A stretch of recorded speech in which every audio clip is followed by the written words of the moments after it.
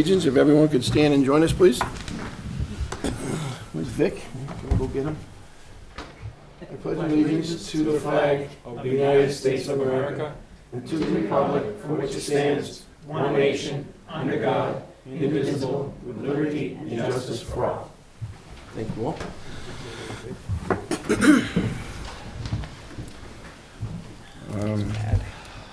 Okay, that's the first order of business. Second order of business is public comments. Do we have any public comments this evening? It's not him, okay. All right, we have some minutes to accept. Just one set, Becky? February 9th? There should be two. There should be February 5th and February 9th. Okay, yeah, I see, all right, so, we'll do a motion to move to accept and approve the meeting minutes of February 5th as shown. Do we have a second? Second. Thank you. Does anybody have any questions or concerns about the minutes of February 5th? I just have a question. Becky, what was the change that you made? It was hard to tell. Actually, Justine had asked me, she had made one of the comments, and I had somebody else's name down. And then on one of the contracts, I had put for 200,000, and it should have been up to 200,000, so I just made that slight change. So those three simple words. That works. Okay, You for asking. thank you. All right, all those in favor of accepting the minutes of the 5th? Thank you. The next is the motion to accept and approve the meeting minutes of February 9th, 2019 as shown. Do you have a second? Second. Any question on the minutes of the 9th for the special budget meeting? No? Okay, all those in favor?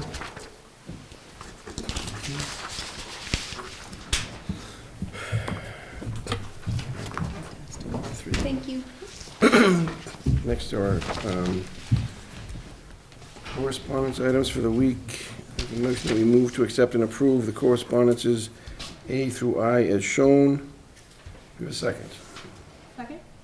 Thank you. Any conversation on the correspondences A through I this week?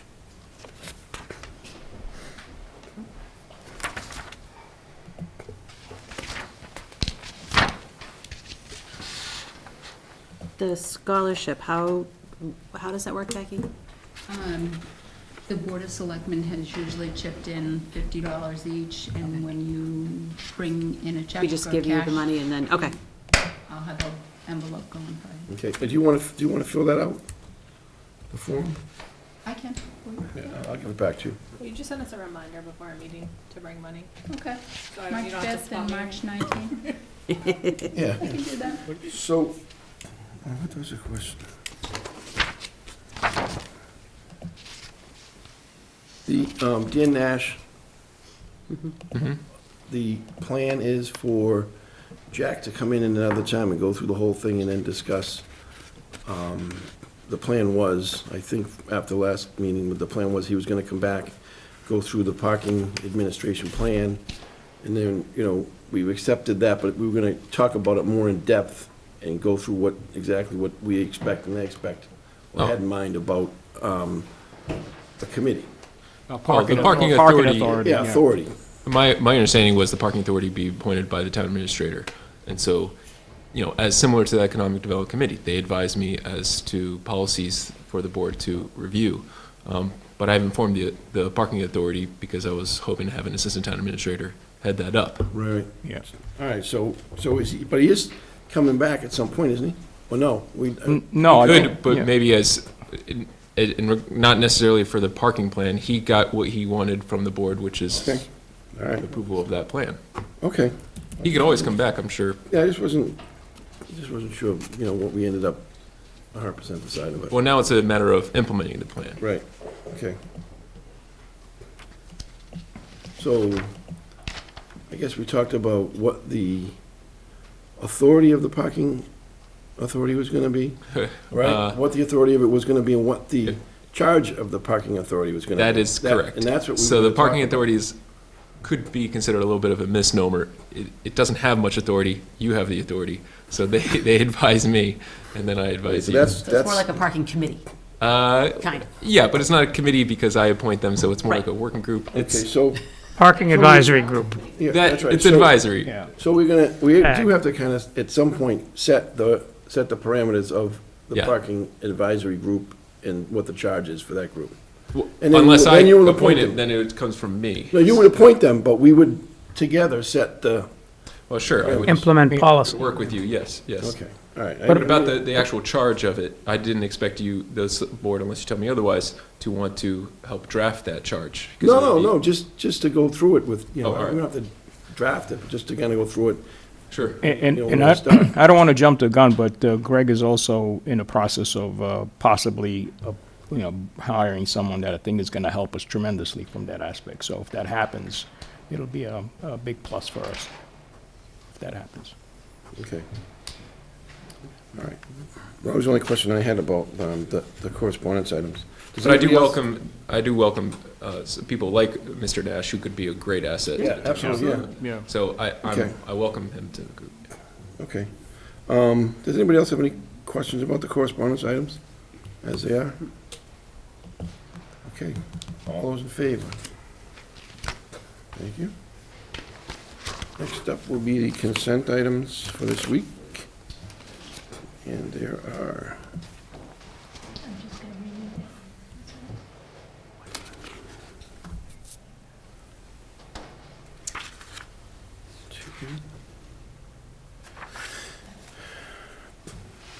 I'll make a motion to approve the consent items as shown, A through C. Give a second. Second. Second? There was no motion in here, so I just added it. So I didn't see it, but that was it, simple. Okay, does anybody have any questions on those three? I think they're all kind of repeat events. I have a couple questions, All right, because I'm new. go ahead. First question was, as far as and Aaron may be able to speak to this, the Crow Park. So it looks like there's a charity league that goes after 6, Monday through Friday, and then it says the Maynard High junior varsity team will also need, so are we double booking, or is it the JV does it in the afternoon and the other one's after 6? Is Right. that how it? Yes. Okay. And all, those guys all work together, and Okay. that's why it's all on one, so they've all been talking to coordinate it, and it was split in like. They've been doing this, different they've been doing paragraphs. this dance for a while. Yeah, Perfect, it's all the right. dance. Yeah. All right. So that, yeah. And then, do you happen to know, because I forget, the parade, the Earth Day celebration that we approved a couple weeks ago, I think it was, is that also on the 28th, or was No. that the week before? The week before. Perfect. Thank you. Okay. That was it. Anything else on the consent items? All those in favor accepted? Thank you. Okay.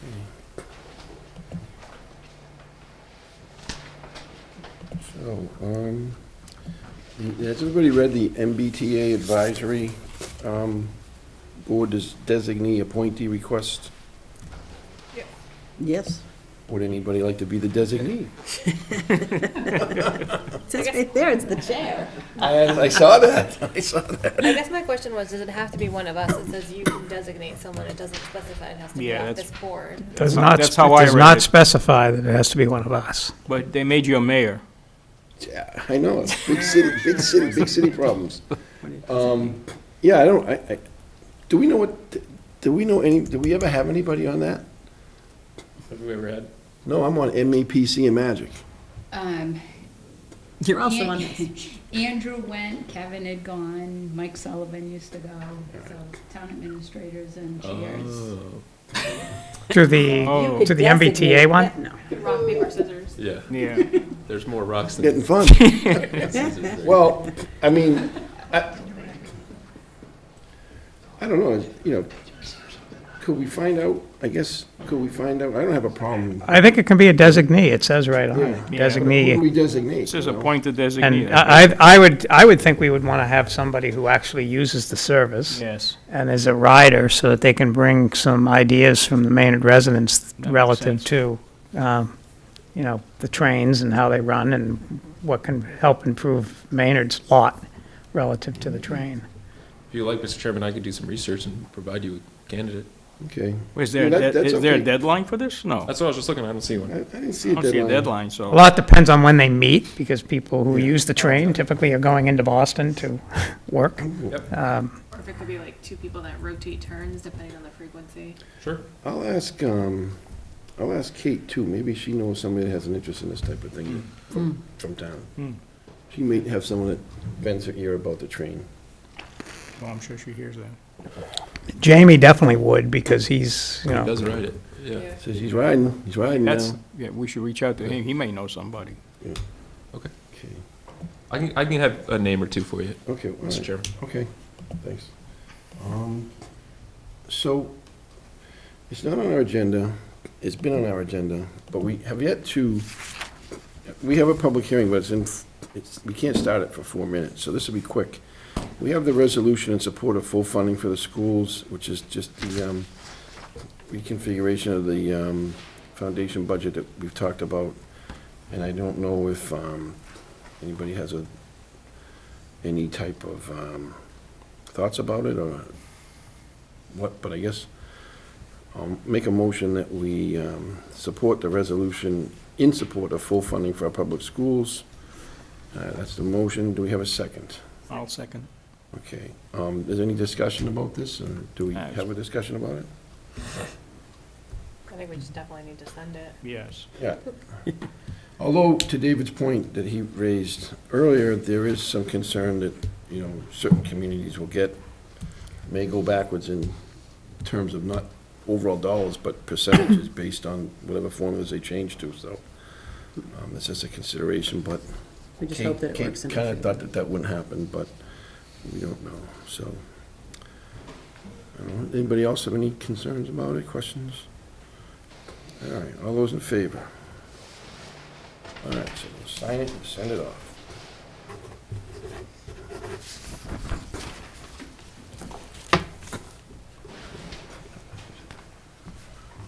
What else?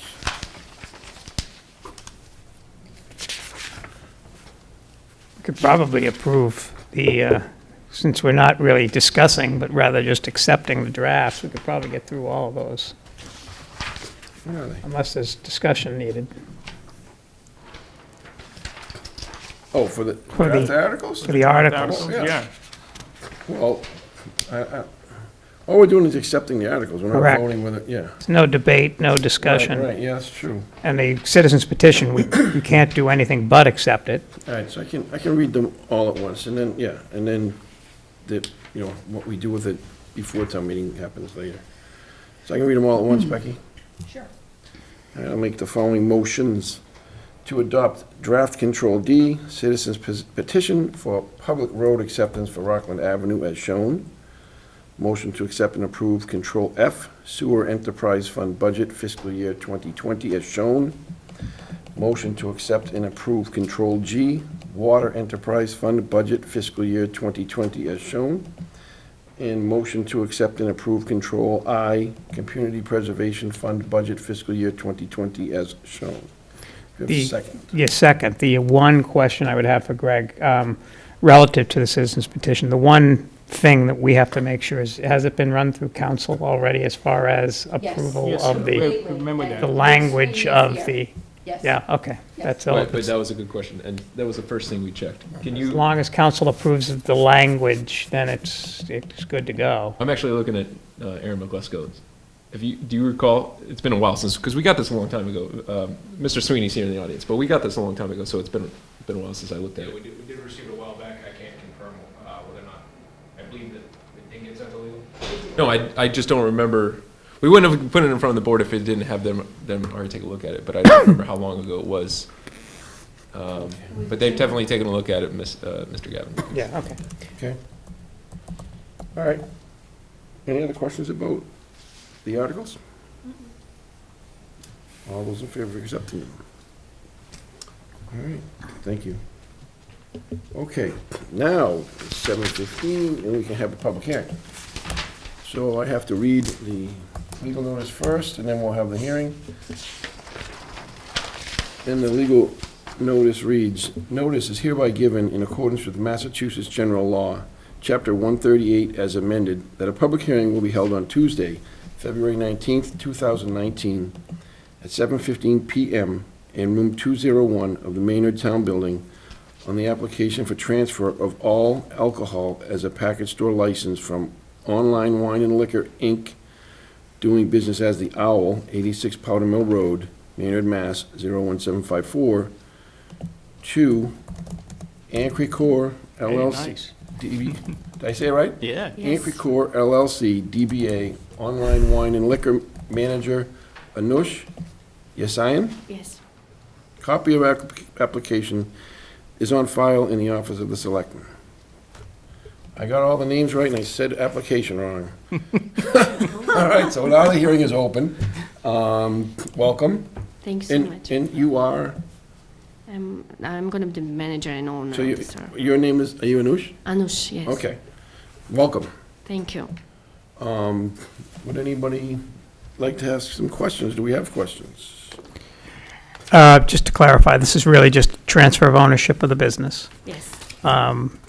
And so I welcome you to Maynard, and then I ask you, what attracted you to this business, and was there anything about Maynard itself that was part of that decision-making process?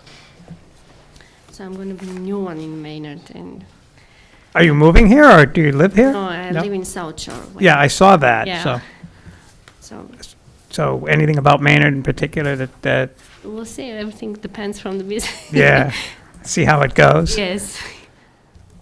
Okay. All right.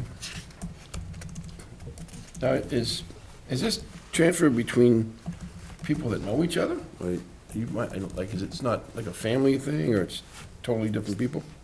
Totally different people. Okay. Yep. All right. It doesn't matter too much, okay. And which, is that in Powder Mill Road? Is that in where, next to the pizza place? Yep. It is, it's right Yeah, next door. next to it is Toy, pizza place. kid time and all that? Yeah. Okay. I remember when the business opened, when Oh, he okay. opened it initially, and he came before us, and it was, it was a unique thing. It was a stretch for him at the time, and I think he's done pretty well. Yeah. Well, you got it for a better price, too, because, Oh, you're yes. right, he was asking us one time. Yes. All right, does anybody else have any other questions? No? Congratulations. Wait a second, I gotta... Are you going to have delivery service? Because didn't he have delivery service at one point? I'm going to think about that part. Yeah, I don't know. I'm not sure about the delivery service. Yeah. Yeah. I think he had delivery service. I know. He Yeah. did that, he implemented that a few years Yeah. ago. Yeah. Okay. So now I will read the motion for the recommended action, and then we'll vote. Motion to accept and approve the application for transfer of all alcohol as a package store license from Online Wine and Liquor, Inc., doing business as the Online Wine and Liquor, The Owl, at 86 Powder Mill Road, Maynard, Mass. 01754, to Ancricor LLC DBA as Online Wine and Liquor with manager Anush Yasayan.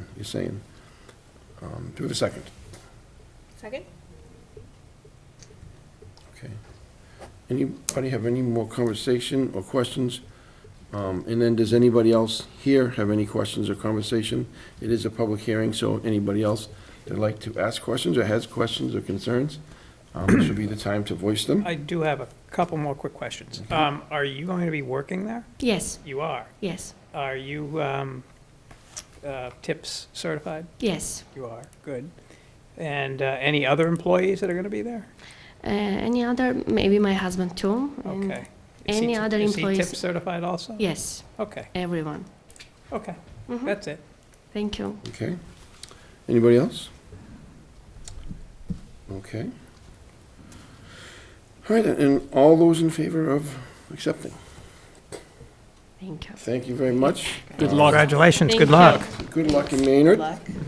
And Becky will fill you in on what happens next with the Well, license and everything. Is We have to is sign it. Okay, she's gonna wait for it to be signed, because Okay. she's actually gonna deliver the package.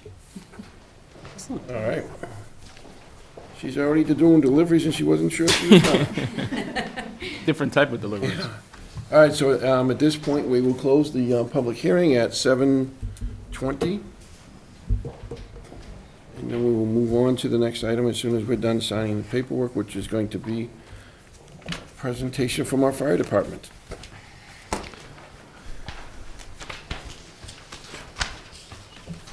Right? Yep.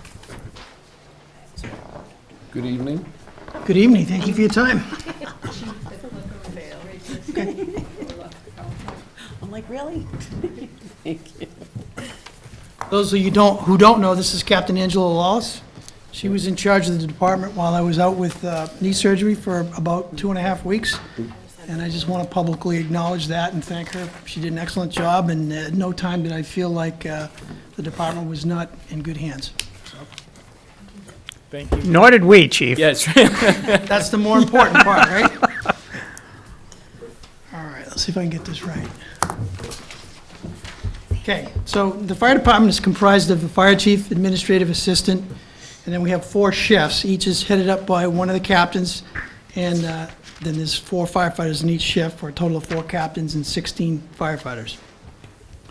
We also have about 6 on-call firefighters. That number fluctuates, but right now I believe we're at 6, and we have 1 chaplain, who's also a on-call person. That's not a paid position. So if we look at what the fire department does, we have 3 organizational priorities. Number 1, obviously, is responding to emergencies. That's why we exist. That's what our mission statement is there for. The second priority is preparing to respond to emergencies, and then the third priority is everything else. And I'll kind of get into what those are. So every fire department has multiple divisions that take on those different roles that I just talked about, the 3 priorities. These are different areas of responsibility. Unlike larger fire departments, Maynard, we don't have the personnel to head up each division, so that's done by myself or one of the captains takes on an ancillary duty.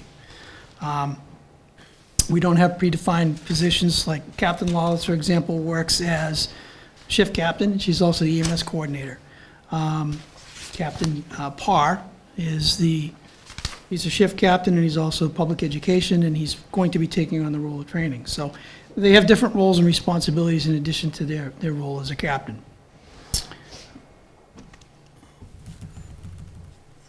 Again, so the divisions would be administration, operations, fire prevention, EMS, just emergency medical services, training, public education, maintenance, and communications. So those are the different areas of responsibility that we have above and beyond responding to emergencies. It's more complicated than that. So I'm not going to read all these, but these are the different roles that the administration plays. Obviously, budgeting is a big part of it, strategic planning, hiring, and promotions, and then there's a bunch of other smaller items in there as well. Operations.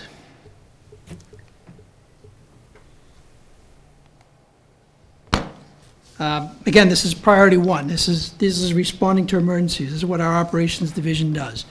In 2018, we responded to 1,504 emergency requests for service, resulting in over 3,000 responses. So let me clarify that for you. 1,500 emergencies is 1,500 times people needed the fire department. 3,000 responses because majority of those responses require more than one piece of apparatus. So it's 1,504 emergencies, over 3,000 total responses. These range from lockouts to multiple alarm building fires. As you're aware, about 66% of our responses were EMS related. And in 2018, we had about $70,000 in property damage from fire while protecting almost $2 billion in assessed property. So it was a pretty good year for fire loss. Very good year. You control this. Yeah, I was going to ask you if you want me to do Okay. that. It's just going to be easier. All right, so since 2005, we've seen a 10% increase in our call volume. And this does not take into account the ongoing development at 129 Parker Street, which we anticipate an increase of 10 to 12% once that is fully up and running and all the different buildings are occupied by either residents or in the senior housing and the businesses. So this chart shows how much we've gone up in 10 years, actually 13 years. Fire prevention, next division. This is a priority 3. I'm there, don't worry. She Okay. turned it off, don't worry about it. Oh. Fire prevention is a category 3. It's a priority 3, but it's a big, big deal for us. We do a lot of fire prevention activities, and I'll tell you that we do a pretty good job considering we don't have a full-time fire prevention officer. Most communities this size and larger have full-time fire prevention people. We don't, and I give a lot of credit to the captains for stepping up and handling that. But in 2018, we had 1,137 fire prevention activities, including 359 inspections. That's a lot.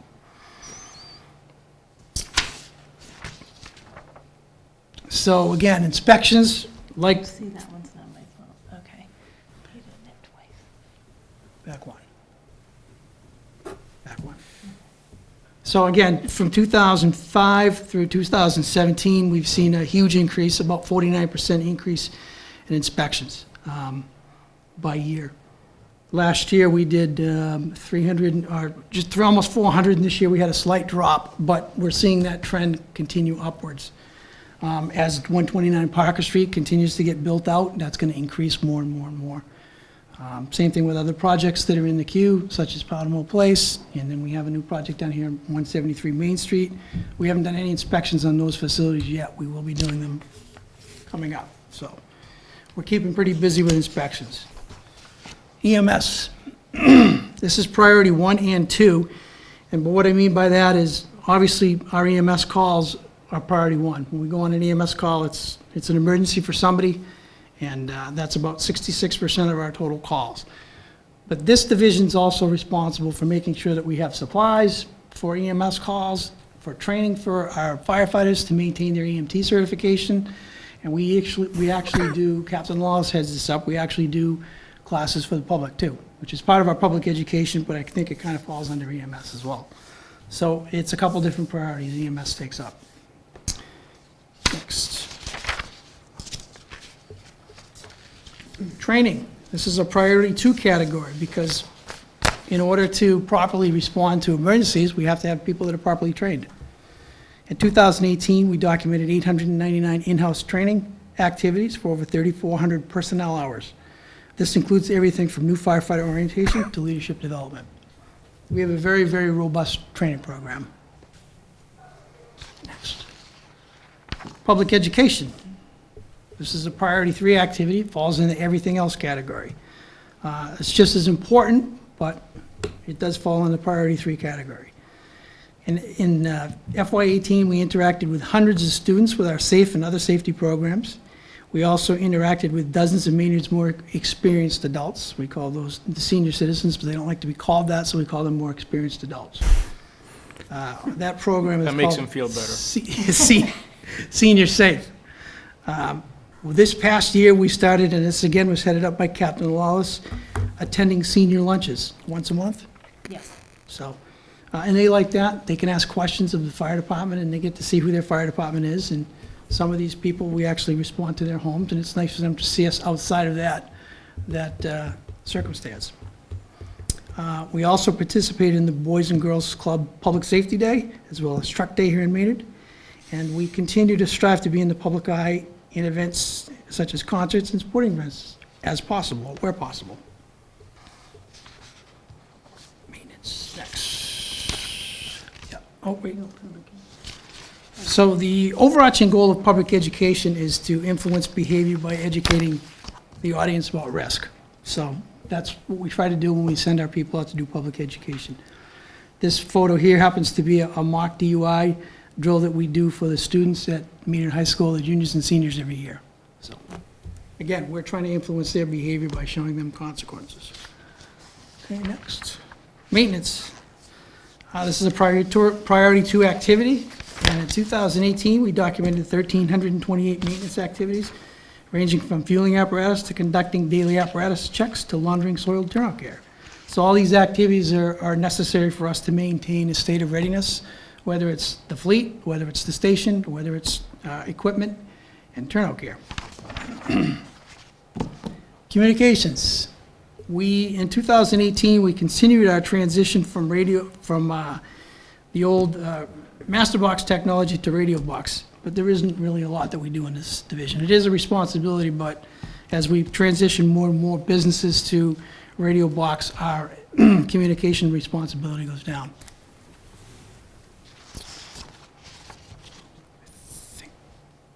What's next? Summary. So the Maynard Fire Department is committed to answering the call to meet our mission, and we're looking forward to continued support from the board and the community as we strive to keep pace with the needs of our citizens. Thank you, and I'll be happy to entertain any questions. Is that you? Ask who was in a suit, but.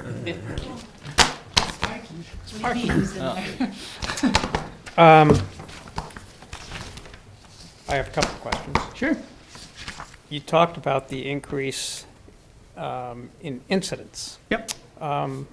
What's the leading cause of increase in incidents? Is it auto accidents? Or No, is we it- don't do very many auto accidents, believe it or not, because we don't have a highway that intersects the community, so. Is it the aging population Falls are huge. I would say our number one call is falls, fall-related injuries. That's probably the biggest one. Yep. Yeah. And 129 is probably going to increase that with that development on, Yeah, we anticipate, based on similar projects in other communities, that we will spend a considerable amount of time up there. Then the similar related question, I guess, is what generates the need for the added number of inspections? Is that basically new growth, or is it re-inspections every year for various businesses? And do you inspect homes? You know, what generates the large number of inspections? The largest chunk of our inspections is the transfer of houses. So when somebody sells a house, by law, they have to have it inspected so that the new owner knows that it has working smoke detectors and working carbon monoxide detectors. So we do a lot of those. That's probably our largest chunk. A lot of it is new growth or not just new growth, but renovation. Like 82 Main Street, for example, that's a renovation. That's an extensive renovation, so we've been in there multiple times to do that. We do inspections on certain occupancies that serve alcohol every year to make sure that they're in compliance with the state regulations on fire safety, because they are serving alcohol. That's another big chunk of inspections we do in the fall.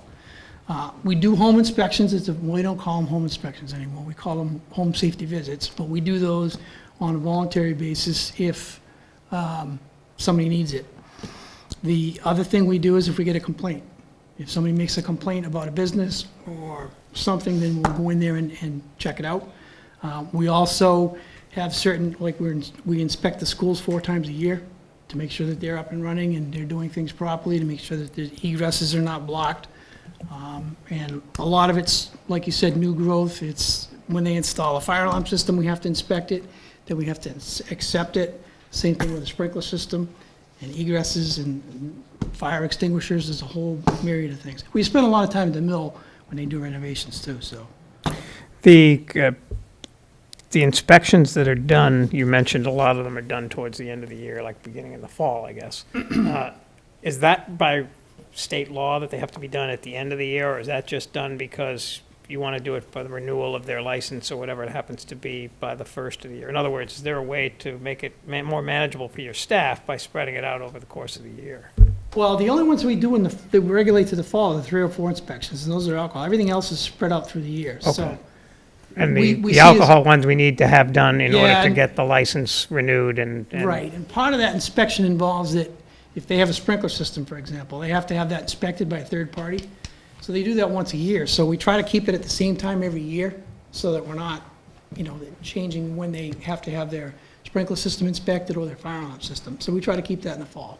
And are the inspectors that do these inspections certified? Yeah, everybody that we have is certified to the basic level. I'm credentialed as a fire prevention officer myself. I do a lot of the 304, I do all the 304 inspections. And we're looking to get more people certified or as credentialed fire prevention officers, but we can only do what the state provides for classes, unfortunately, so. Okay, thanks. Yep. Anybody else have questions? No, I actually had similar questions to David, so he answered. How's the fire station moving along? Well, the biggest hurdle is funding. We know that. So once we get past that hurdle, we shouldn't have any issues. But Right. the design and everything is well on track. It's pretty much done. They're finishing up the final draft of the plans as we speak. We have told them that we are not going to be asking for funding in May. So they've kind of slowed down a little bit, but they asked us if that was all right, and we said it was. So we're going to work with the town administrator over the summer and come up with a feasible plan moving forward to see what we can do to make that happen. Okay. One other question, Chief. Sure. You talked about maintenance of the vehicles. Do our staff members do the maintenance on Some them? maintenance, we do light maintenance, but we don't do like oil changes and brake jobs and things like that. But if a bulb needs to be replaced, we can take care of that. So it depends on what it is. So when your truck goes to have an oil change, it's out of service, I assume, Yep. for that period of Yes. time, and you're satisfied that we have enough to respond with the other trucks that are around?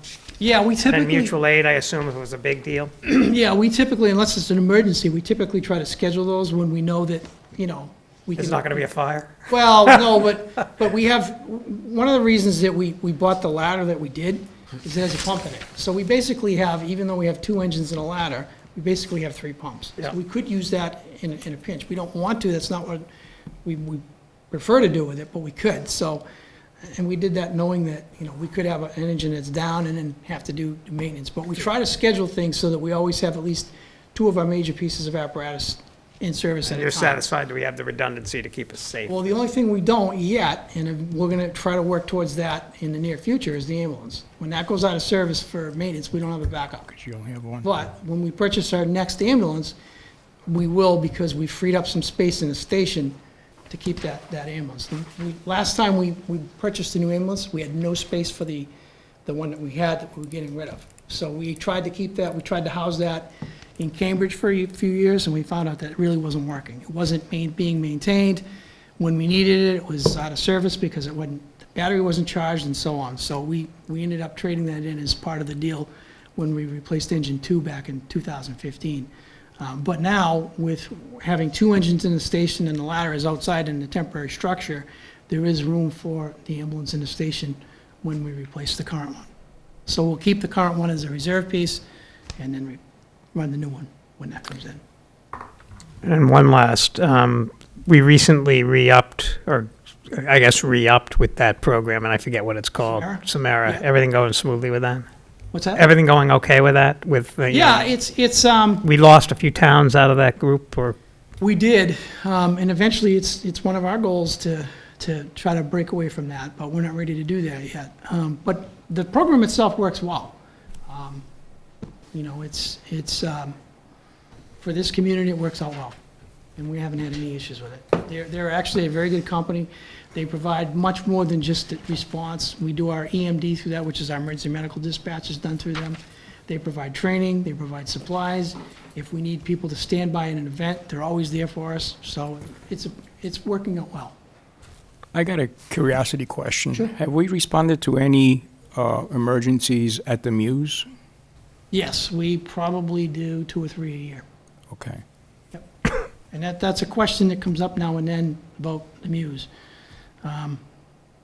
We're part of Concord's automatic mutual aid system, and they're part of our automatic mutual aid system. So when we have an incident in that end of town, all the way up to the mill, Concord will respond automatically, or Acton, or Sudbury. So as far as automatic aid goes, we actually receive more than we get. So it's a pretty fair deal. We're not supplementing other communities. And I know that's been a concern in the past, but we're not, so. I have a question. The question is, when do you anticipate needing a new ambulance? And do you know if that's on the capital plan? It is on the capital plan.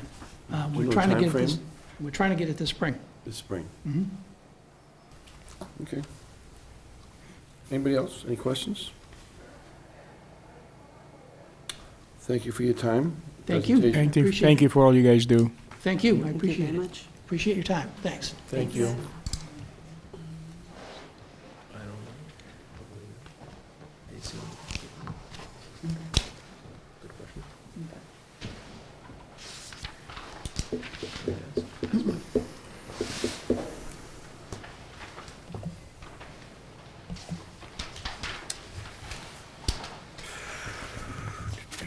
Mr. Johnson, we are up to the budget update, item 9.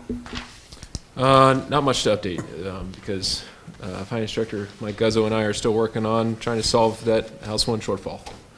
To update separate from that, it continues to snow in our fair town of Maynard, and that costs money to clear. The DPW, in particular the Highway Department, does a great job doing that. It does cost money in addition to the contractors we pay.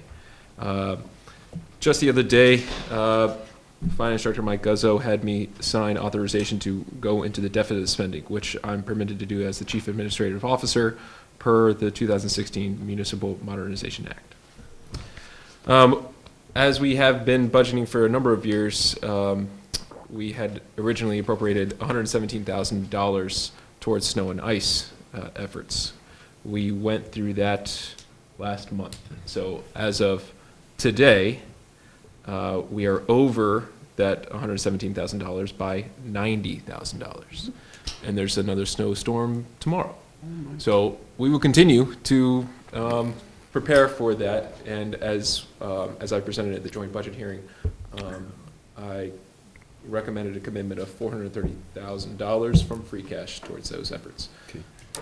Hopefully we don't go above that, because then it starts cutting into other categories of free cash recommendations.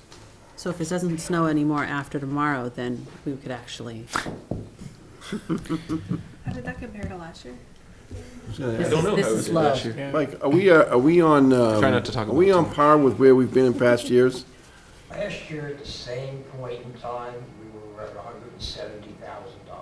Oh, So, yeah, So compared to last year, we're $70,000 better. okay. interesting, okay. We haven't had the, Compare it to, say, 2015, that's a whole. That's all. yeah, we're not going back, Last year, we're not going back there. $8,000 less than last year. Okay, Oh, but then it snowed that's a in bonus. March.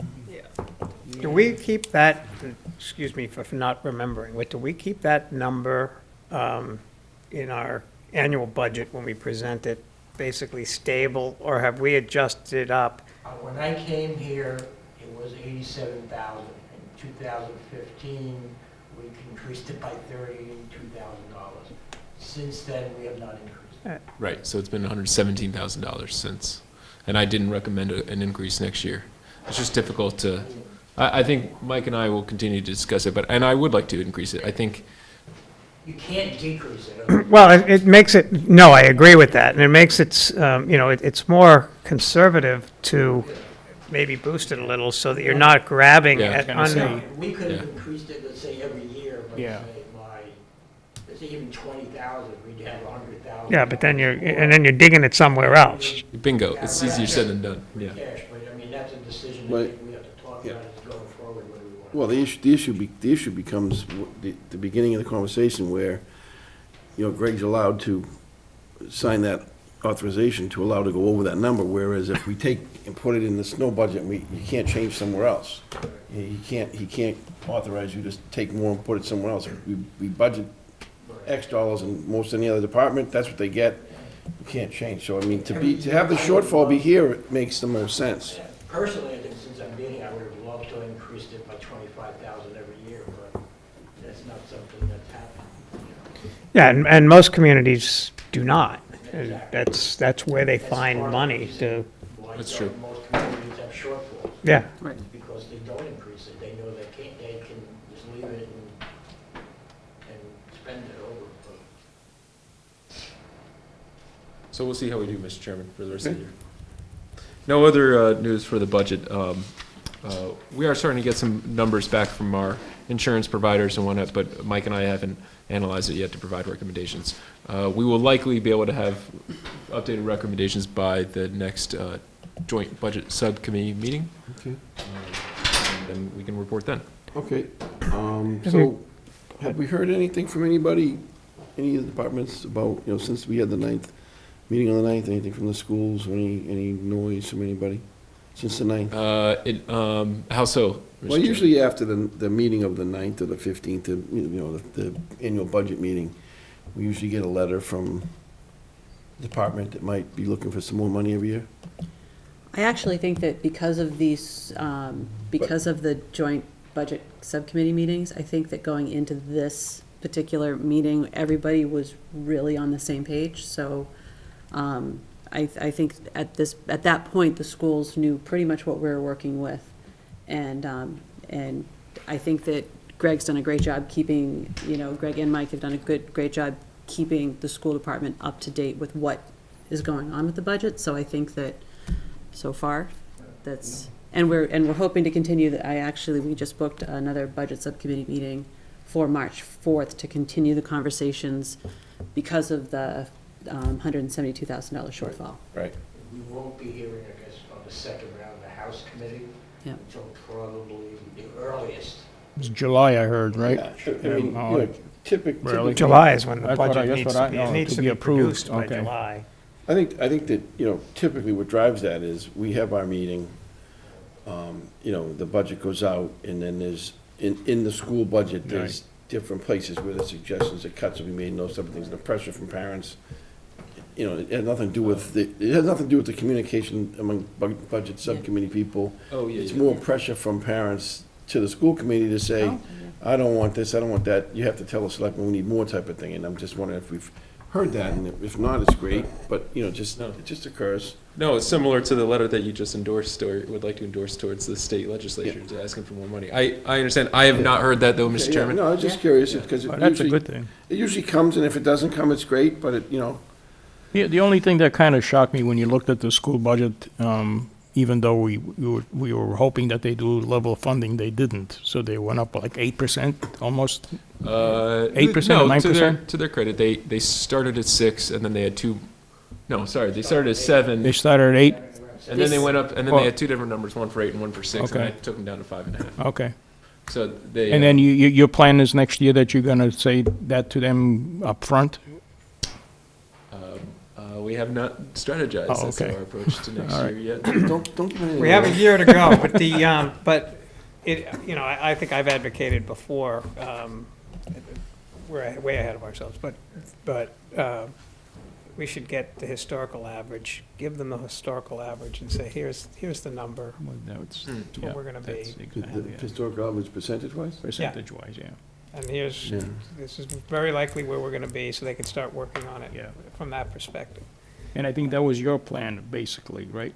Wasn't it? Okay, well, I hadn't really made it public yet, so I'm sorry. The only thing we can take for certain is. But the it's, starting as I say, it's a year away. Yeah. We're still in the middle of this one, so. that's very true, but you can't help yourselves by already thinking about the next Of year. course. So Mike and I have started to strategize. We just haven't really got it. The truth- That's what you're thinking, we're thinking a lot. The truth is, though, and Mike can attest to this, it's about time we started thinking ahead, because for a Yes. long time we Yes. hadn't. So Yes. that we're thinking ahead is a positive, no matter how you slice it, Absolutely. regardless of what the number is. So we plan on starting the process for next year on July 1st. But- It's just something.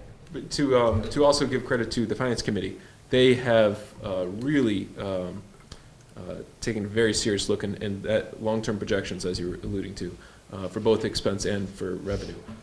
And they met with the school committee recently, as I think Chairman Estabrook said during the joint budget hearing, that they presented. If you continue this spending, here's where we will be, but our revenue will only offset this much. And having that dialogue now, I think, is. And I think one of the suggestions, recommendations that came from the committee, from the Finance Committee, was that we should think about putting together again a capital planning committee. I think it's something that it'll be very helpful from that standpoint. Absolutely. You like that? That's all I have for the budget All right, matters. okay. Thank you. So, Town Administrator report, you got the So first, I would like to say, Mr. Chairman, that I apologize for this confusion. The town administrator's report was not complete as of Thursday, when we submitted the agenda and the packet and whatnot, although I got department submissions after the fact, and I forwarded to the selectmen. That's not how I would like to do. I would like to have it all as together, and it will be more streamlined in the future. Within the report, I can speak to the items that were listed if you would like, but I would like to speak to another point, which is the progression of the Powder Mill Place proposal and our consideration of their proposal from Joel Kahn and the development team. Per the guidance of the selectmen, I asked legal counsel Adam Costa to reach out to Powder Mill Place's legal counsel, represented by Lou Levine. They did discuss what you asked Adam to discuss with him, which is the status of negotiations and how to move forward with a sort of working at the details of, legally wise, to be able to have be on the same page for the proposal. Mr. Levine, I'm sorry. So this is a little difficult to describe because this is all, I'm kind of third party to this conversation. As I was described by Adam Costa in his discussion with Mr. Levine is, Mr. Levine is, and this is my words, hesitant to get into such detail of a new proposal without the substance of the negotiations being complete. Meaning if there are major changes to the scope or size or density of the project that could reflect in the legal details of the document or the mitigating fact or the mitigating items in the document, and they would rather not have a complete document until those substantive changes are made. And I also spoke with Joel Kahn, who calls me relatively regularly, and to be frank, he often does threaten that he will continue his application towards mass housing, which is known as sometimes the unfriendly 40B route. Question on that though, I thought he couldn't do an unfriendly route unless both sides were unfriendly, but because the Acton side is friendly and ours is unfriendly, I thought that kind of put him in a jam. You know what, that's a good point. I'm not familiar. I don't know. He could probably just pull. I would think that he would just be able to do it because it would be at less cost to him. He wouldn't have to pay whatever mitigating compensation it would be to Acton, although in this case there is none. But they don't have an MOA with Acton. And of course, I'm sure we remind him repeatedly that we are safe harbored anyway, so it really doesn't matter. We don't know that we're safe harbor, though. We hope. We hope we're safe We harbor. are taking the position, I believe, that we are safe harbor. So, Mr. Grevin, I don't speak on your behalf. So when he speaks to me, I mostly accept and listen to what he's saying. So, and then I sort of work through the logistics of working with the board. But I don't speak on behalf of the board. So I guess the point is that that cannot be lost in the conversation, that we believe, and I believe the chairman has spoken on behalf of the board in the past and said we will pursue that at the appropriate time. And Yeah, if we're forced to, we pursue it, which is. and that's the point, but, thing. you know, he has to be reminded that, hey, we believe we're safe harbored, and we're going to pursue it if that's the direction you go in. So that sort of that should take that off the table and get back to the discussion on scope and whatever. If they're not willing to talk about the scope of the project and downsizing, which sounds like, okay, they're willing to take off 12 units, which is a nice start, but not the end of the day. I just think that it's important to point out to them that, you know, it's not as an easy task for them as possible, and they've got. And they other probably issues. know that already. They've got other. I know they. Yeah. They're aware of it, but. That's why they but- haven't filed after Right. 2 years. But here's the other part of that is that I think that they, I think, you know, based on prior comments from pretty much all of the town councils that we've had come in, including the folks that worked on 129 Parker Street, they, you know, the fact that we have people within our engineering or, you know, statistics department that suggest we have safe harbor, you know, the DHS doesn't necessarily agree. But we can't get that decision until we actually file. Yep. So although we have sent a letter in the past, when I don't know how long ago, it's several years now, they sent a letter to DHS suggesting that they take a look recognize or certify that we have safe harbor. They've never responded because they don't have a project before them, and I guess they won't until they have a project. What I said was, yeah, if we get to that point, we have to go that route, but I'm not- I'm not suggesting that we're there, it's just, Yeah, you know, no, if I- they keep threatening that Yeah. they're going to, you know, we're gonna go the other route, well, okay, go the other route, we're well prepared for that, because we think we have safe harbor, and Attorney Costa has indicated that he thinks the numbers based on what he's reviewed are also accurate, so. Right. And it's in our responsibility to protect our town, Yep, no, there's no question. so, But he's not sure we'll win. Right, but you never are in court. Yeah, and that's, So- yeah. So, anyways. so to But your, Joel They're knows all not sure that. they'll win either. That's so- right, and that's why. he so to probably your hasn't done it. understanding, Greg, based on your conversations, Right.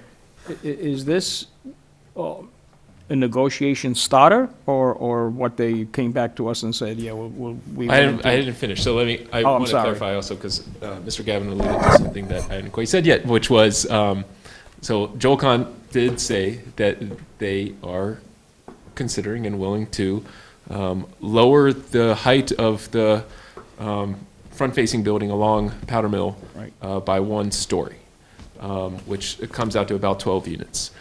That's both on the Acton side and the Maynard side, because that particular building was split in thirds or so. Yeah.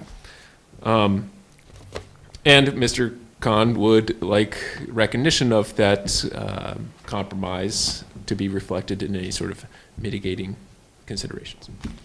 Interesting, because there's no number out there I at was this gonna point, say, what's so the How do you mitigating- dock something from nothing that's out there? well, we have the existing MOA. That's true. But That's he true. said that that was Such the is- table. Yeah, Such yeah, is- exactly. Such is the conundrum. yeah. which, He's- you know, he's that's doing his where- That's job. where he has to come in and That's right. have the conversation. So- I don't, So let me just clarify, continue, I'm almost done. I did ask, also, Mr. Khan would prefer not to continue negotiations in public without the presence of both his Attorneys. attorney Yeah. and possibly his attorney, because that's up to him really, but our attorney is Attorney Costa.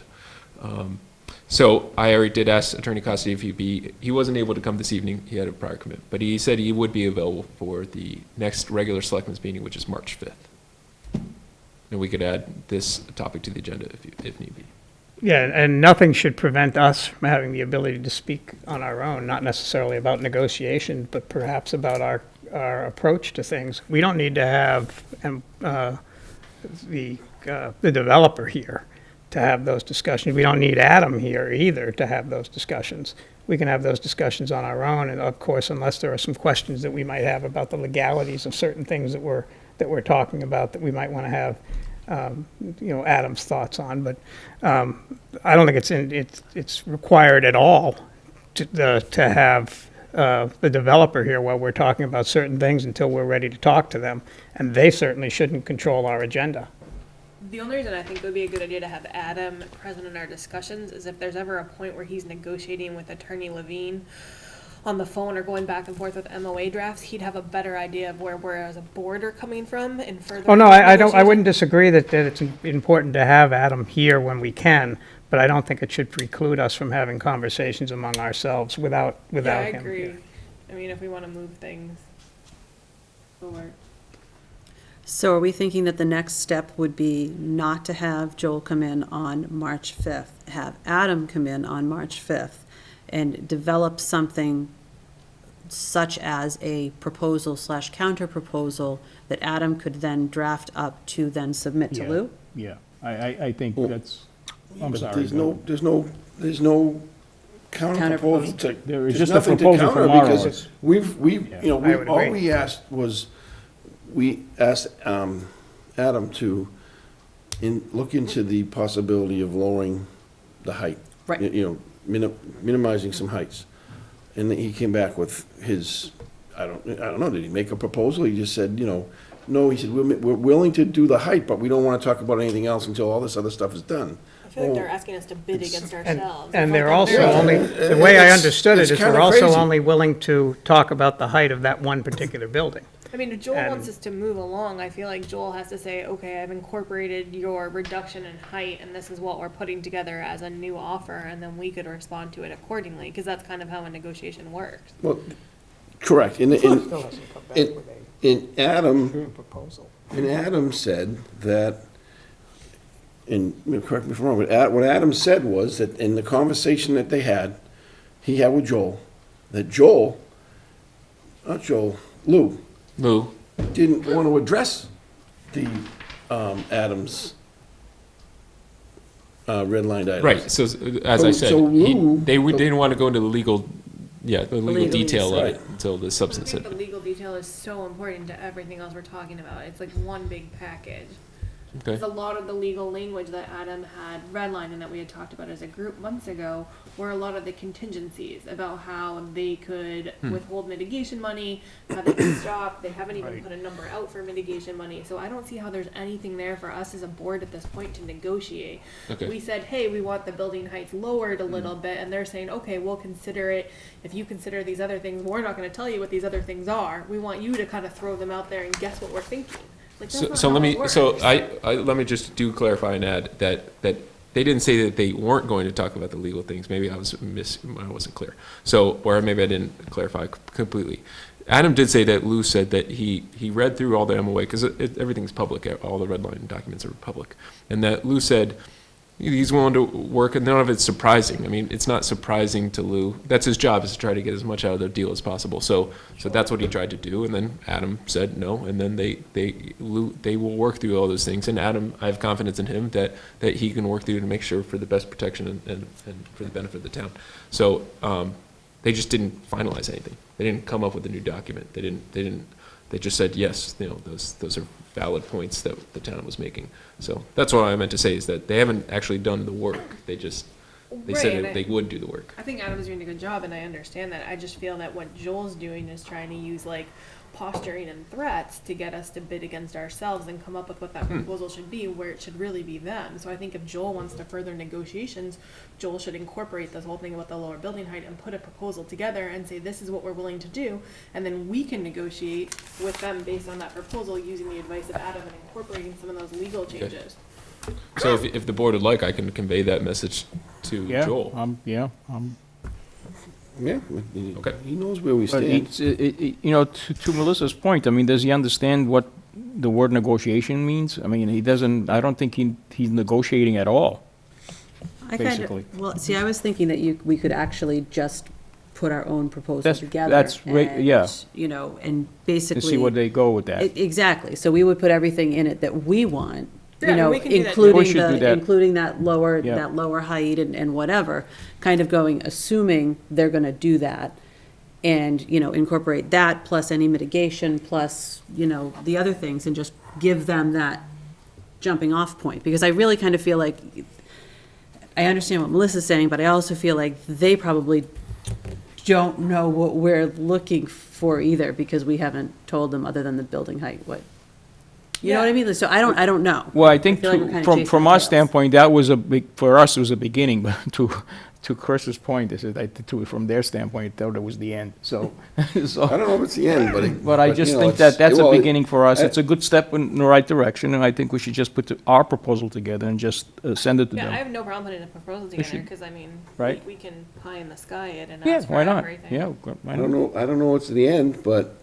he's not here. He's not- And he committed to be here, and he Yeah. pulled, he pulled back and said he didn't want to come because, that's where he's at, so. I mean, And I think on the 5th, we should just have that discussion about putting together our proposal. Yeah, And have Adam here and just, Okay. that's fine. So, okay, so now I know, let we me see said if two I different understand. things. Yeah, I- so, Yes, we flip-flop. yeah, great, cool. So, okay, so now I'm asking Adam to draft a new MOA with the reduced height and not, like, red line, so to speak, but with our preferred language. I think also to be determined based on our March 5th discussions about what else we Correct. want to put into that Yes. proposal now. Oh, very well. Well, if But he's he gonna can be- start if- drafting, if- perhaps. Yeah. Yeah, yeah, If yeah. he's gonna be here March 5th, we could hold off on those things. Okay, so you know, don't if need he's to gonna- see something If he's new. gonna but- continue to work with Lou on some of those legalese items, those type of things, that's fine, but the rest of it, Okay. we'll have to give him the 5th to take back and make a proposal to make to All right. Joel. All right. Create a proposal type Got of it, thing. got it. I would think if you, And then I don't, does that make sense to you and guys? I don't think we should have Joel here on the 5th. I don't think No, we I should think set, Joel should be I there don't think the we have to following. set a deadline that says that we No. will have something on No, March I'm the 5th. not because I setting a think- deadline. I'm just saying that, when he's here, we'll work with Adam when he's here. I'm not setting Yeah, any deadline. and I think that No, and I think we, that's a plus, like Melissa said. I think he should be here if we're gonna have our proposal put together. He could tell us whether or not, we're, I mean, we can rockers. debate among ourselves as Yeah. to whether or not Yeah. we want to request any and all buildings be a maximum of 35 feet versus just one building at 35 feet. We can also We could- send our proposal with like the caveat that, we're making this proposal in good faith, but that we believe we're safe harbored and we're willing to pursue that if And it that's, yeah, continues that's to go been my down that point all road. along. Yeah. But in a good faith effort to resolve this and work with you, here's our proposal. yeah.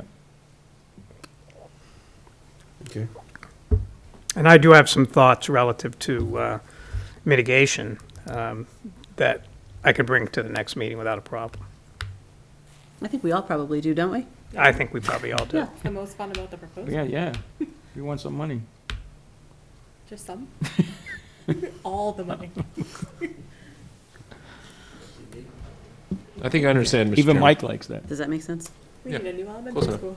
No, I do understand. I appreciate your patience to the Is there board. any, all right, so, Yep. I don't know, do you have anything else at the town administrator's report? You done? I have a question now.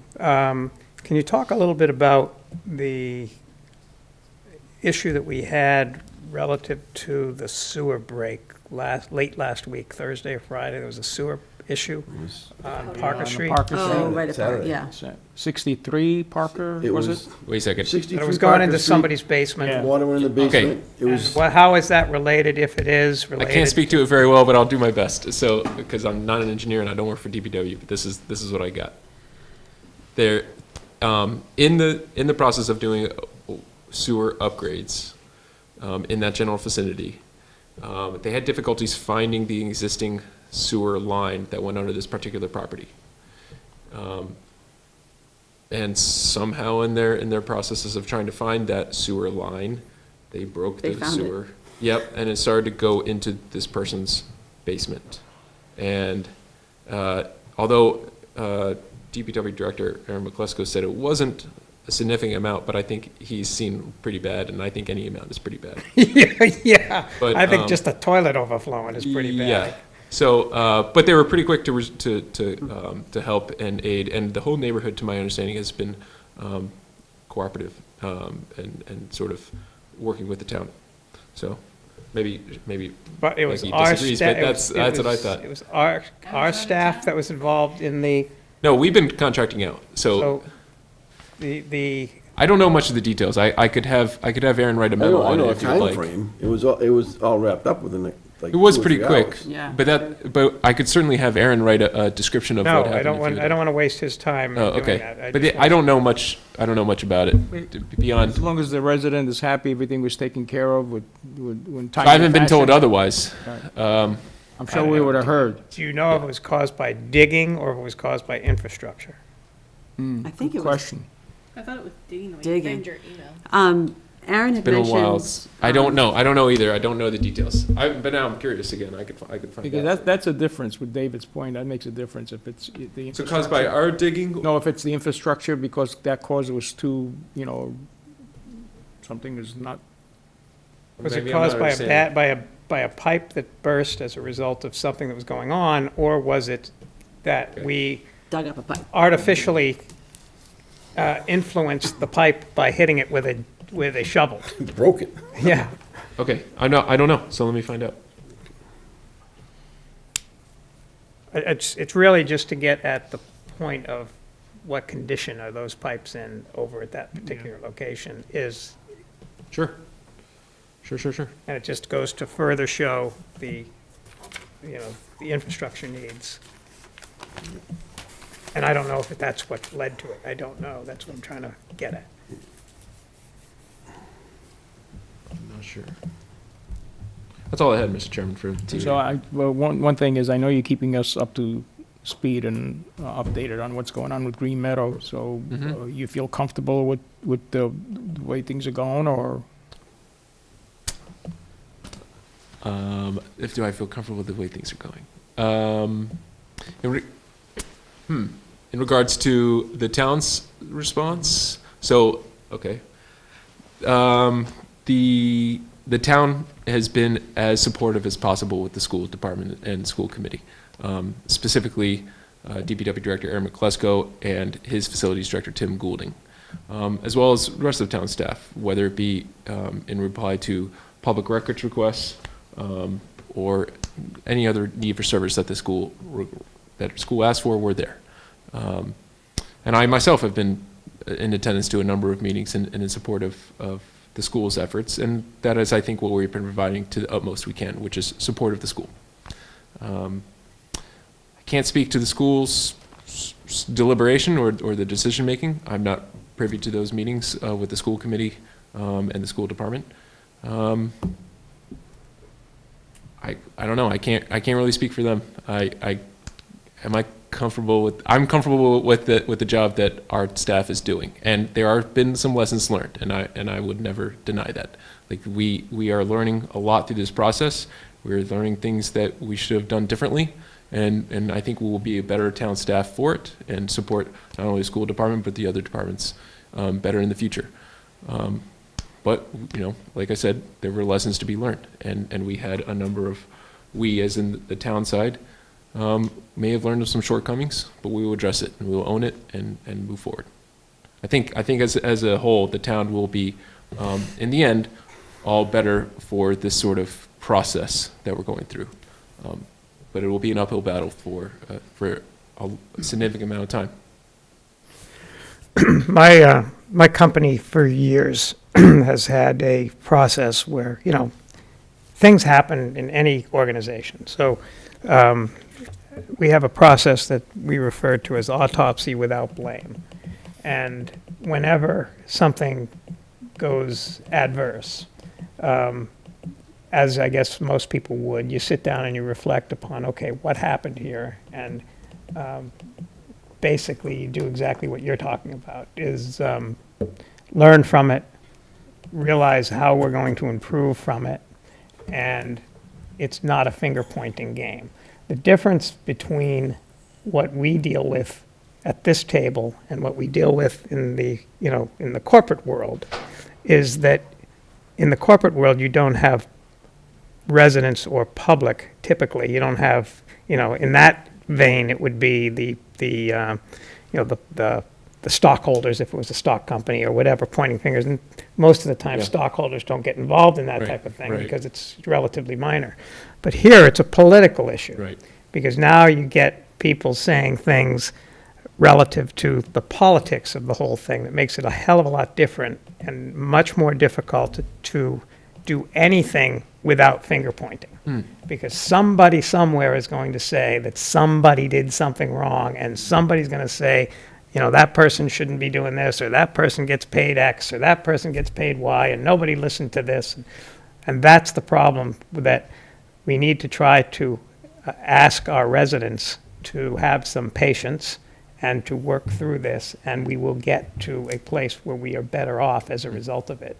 If we don't just jump to conclusions that somebody did something wrong or somebody did something outside and somebody was trying to do something to save money or whatever the hell, excuse my language, heck, they might have, might want to allege. So I guess my desire is that the public sort of, and all of us, take a step back and learn from the whole issue and move forward as a better community, rather than pointing fingers at one another and dragging one another down. Absolutely. Well, there's a microphone for you tomorrow night.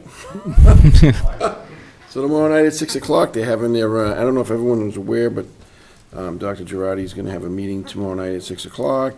Aaron, although we Is have. that a public meeting? Or? Public meeting, it's for the parents. At the library? It's going to be, no, it's going to be at the same place as last week, Fowler. I don't know. I High haven't seen. school, I heard. I believe it's at the Fowler School. I didn't. I'm pretty sure it's at the Sorry. Fowler. Yeah, it's Fowler I'm sure- Auditorium, I think. It said auditorium is what I saw. We and hold I- town meeting. Okay. Yeah. Yeah, same, Yeah. so there's a So it's gonna be there, and it's a, there's, he just has a list of things he wants to get across to people, and, then at the end, answer some questions.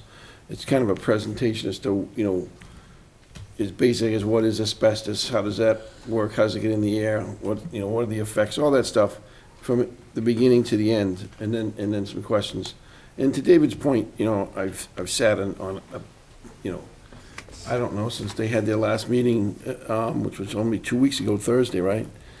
I've sat in on like probably 6 or 7 different meetings that they've asked me to come to, and that includes parents, the administration, the school committee, and it's just, to David's point, it's constantly a blame game. To the point where the last meeting I was at, I didn't stand up, but I kind of said, you guys, could you give me a second? Can I have the floor for a minute? And said, this needs to be about getting the kids into school safe. Someone's comment was what the most touching comment they heard from anybody at the meeting on the last meeting at the school was that, the woman that was in tears asking us, I just want to know if it's safe to put my daughter on the bus. And when I said, that's the most important thing, that she feels that it is safe to put her daughter on the bus, and that every parent feels that, the child they put on the bus is the same child that's going to come home in 6 or 7 hours in the same condition, in the same health. And, stop blaming people. There's plenty of time to do, as you said, an autopsy afterwards and figure out, into Greg's point in his comments, what went wrong, and, what went wrong when, and not necessarily who was at fault, but how do we not have that problem going forward? And it just seems as those type of thoughts are being lost on a lot of people. I understand it's an emotional issue, but like with every emotional issue and every issue we have, there's just information that you can get on the internet that doesn't necessarily apply to this case. It might have applied to an asbestos case in Cambridge or Arlington or Rentham at some point, but it doesn't necessarily apply to what's going on in our school. So it's a lot of emotion, a lot of interest, and a lot of noise, but tomorrow night he's going to have a discussion. I don't think he's going to have Aaron be a focal point.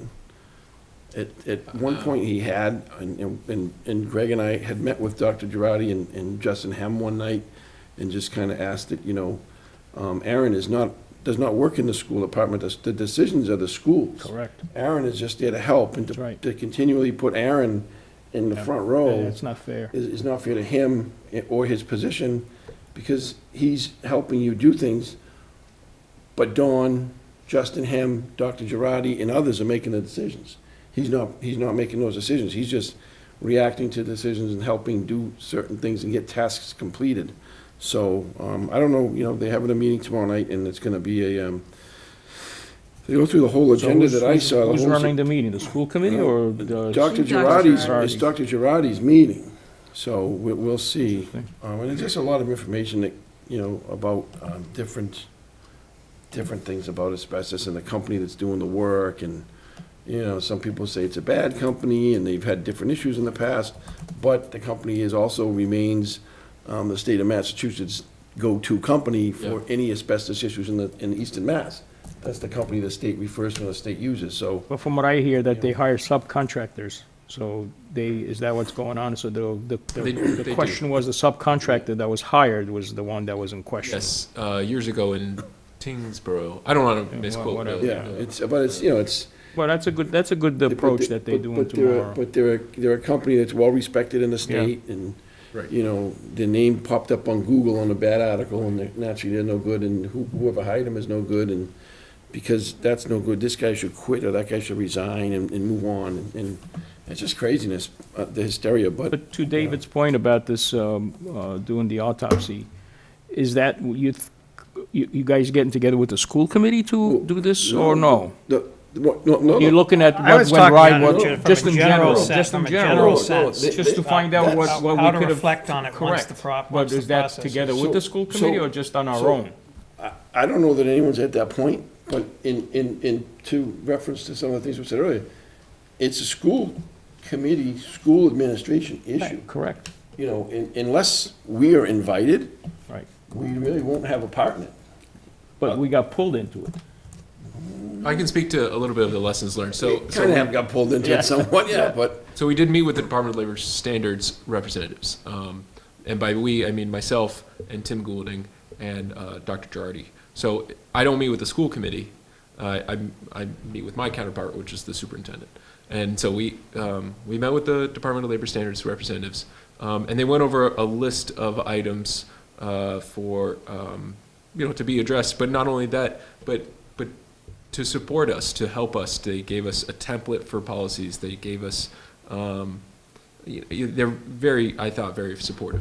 So they're working with us so that we can move forward in the future. Not only correct the actions of the past, but then how do we be better about adhering to certain reporting requirements and other obligations that we have, which is what I expected out of the state agency to do.